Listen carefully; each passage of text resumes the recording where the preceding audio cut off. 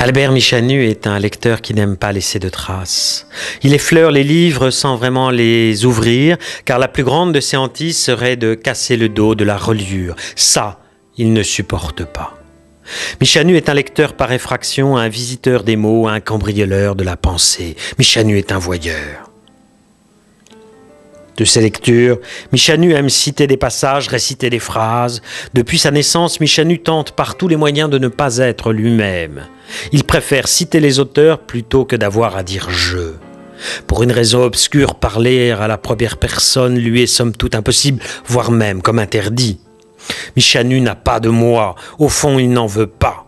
Conçu de travers, il avance dans la vie tantôt en crabe, tantôt en écrevisse, dans un curieux pas de deux, une sorte de tango désordonné. Ses piles de livres lui servent de jambes de bois. Les auteurs pensent pour lui, car même pensé, il essaye souvent d'y échapper.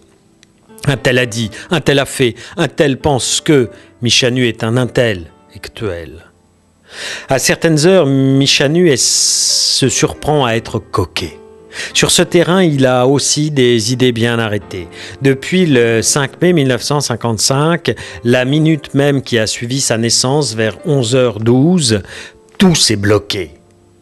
Il faut être beau et jeune, car passer le cap des 50 ans relève d'une abominable gageure. Michanu se fait encore une haute idée de sa beauté. Il se rêve plus qu'il ne se regarde. Il porte une chevelure de vieux beau qu'il teinte de désespoir pour cacher les cheveux blancs de sa vieillesse naissante. Vieillir insupporte Michanu. Ça peut même le rendre violent. Autre sujet de désespoir pour Michanu, sa barbe.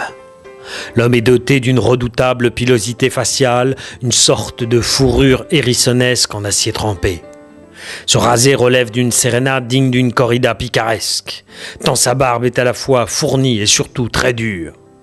Ajoutez à cela que Michanu a la peau rose et fragile comme un bébé. Chaque poil michanuesque se dresse comme un épieu invulnérable. Pour Albert, les séances de rasage relèvent de la guerre de 14, avec tranchées, palissades et fortifications.